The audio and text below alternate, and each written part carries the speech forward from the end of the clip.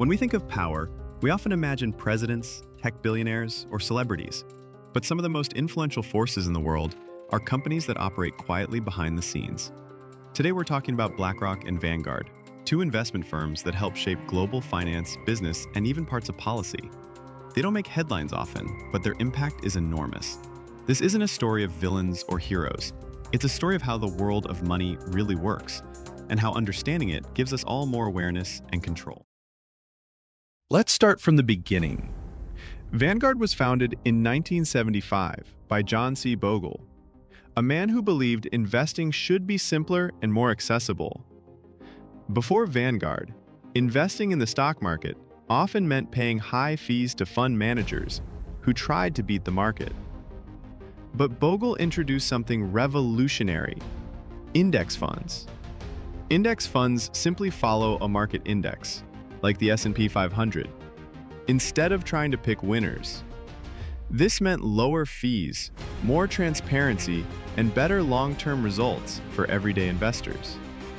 Vanguard was built on the idea of putting investors first. It's actually structured as a mutual company, owned by its investors, which helps it keep costs low.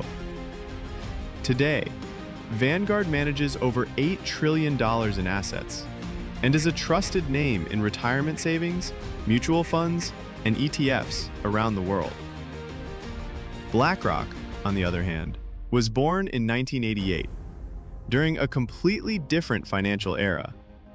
It was founded by Larry Fink and 7 partners, originally as a part of a small division under the Blackstone Group. Their goal? To help institutions better manage risk in complex investments, especially mortgage-backed securities. After a few years, BlackRock spun off from Blackstone and became its own firm. What set BlackRock apart was its emphasis on technology and data. Larry Fink believed that understanding risk was just as important as generating returns. That belief led to the creation of Aladdin, a powerful software system that tracks trillions of dollars in global assets, helping firms make decisions, assess risk, and analyze markets. This helped BlackRock become a global leader not just in asset management, but in financial infrastructure. Today, BlackRock manages over $10 trillion in assets and is the go-to firm for many governments, banks, and pension funds worldwide.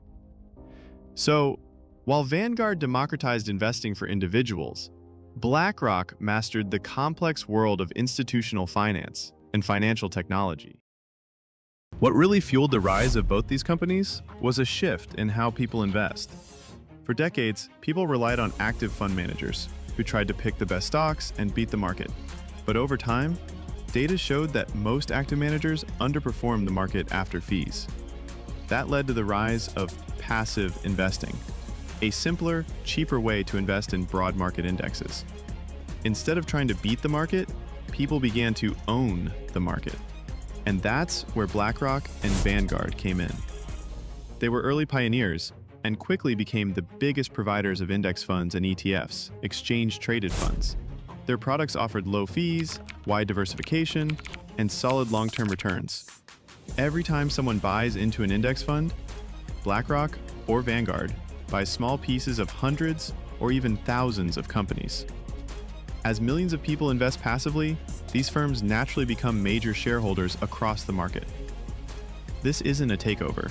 It's the result of millions of people trusting them to manage their retirement savings, government pensions, and institutional portfolios. BlackRock's Aladdin platform further solidified its dominance by providing tools to analyze risk across these massive holdings. Vanguard kept growing by staying true to its low-cost, investor-first model. The growth was steady and largely welcomed. People got better returns, institutions got better risk tools, and both companies earned the trust of the financial world. Now, let's talk about influence, how it works, and what it really means. Because BlackRock and Vanguard manage trillions, they often appear as top shareholders in thousands of companies. That includes household names like Apple, Amazon, Google, Johnson & Johnson, JP Morgan Chase, and even companies in oil, media, tech, and pharmaceuticals. But here's what's important. They don't own these companies outright. They hold shares on behalf of their clients. So technically, the people who invest in the funds are the real owners. However, as the managers of these funds, BlackRock and Vanguard get to vote on behalf of shareholders in corporate meetings. This includes voting on things like who sits on the board of directors, executive compensation, environmental and social policies. These votes can have real impact. And because they hold shares in so many companies, their collective voting power matters.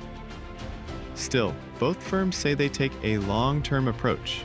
They usually support company management unless they believe a change is in the best interest of shareholders. Some critics worry that this much voting power, even if used carefully, concentrates too much influence in too few hands. Others argue that BlackRock and Vanguard are simply doing what shareholders hired them to do, act in their best interests. It's also worth noting that many of the companies they invest in are competitors. For example, they own shares in both Pepsi and Coca-Cola, Apple and Microsoft, or even ExxonMobil and Tesla. This raises questions about competition, but again, it reflects index investing, not control seeking. And yes, BlackRock and Vanguard own small shares of each other through fund structures. But this is standard in the industry and isn't proof of some hidden alliance. So why should this matter to the average person? Because these companies touch many parts of our daily lives, often without us realizing it. If you have a pension, a 401k, or invest in mutual funds, your money might be with BlackRock or Vanguard. When they vote in shareholder meetings, their decisions can influence policies on climate change, corporate governance, workplace diversity, and even how much companies invest in new technologies. They also tend to promote long-term strategies.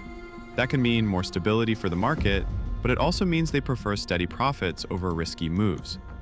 This can affect how innovation happens across industries. Governments, academics, and financial experts are all actively discussing how to balance their influence. Should they disclose more about how they vote? Should there be limits on ownership concentration? How can smaller shareholders have a stronger voice? There are no easy answers, but these are healthy conversations. What matters is that the public becomes more informed and involved in how investment power works. BlackRock and Vanguard didn't rise through secrecy or schemes. They grew by serving investor needs and adapting to a changing market. But now that they are such large parts of the system, they have new responsibilities and new scrutiny. As more money flows into passive investing, and as their influence grows in company policies, politics, and even global crises, the world is paying closer attention. What happens next depends on regulation, transparency, and how firms like these respond to a more informed public. For us, as individuals, the most powerful thing we can do is stay informed. When we understand how these systems work, we can make better investing decisions, push for transparency, support policies that protect market fairness. This isn't about fear, it's about awareness and participation. If you found this video helpful, hit like, subscribe to Global Ledger, and share it with someone who wants to better understand how the world of finance works. Let's keep asking questions and learning together.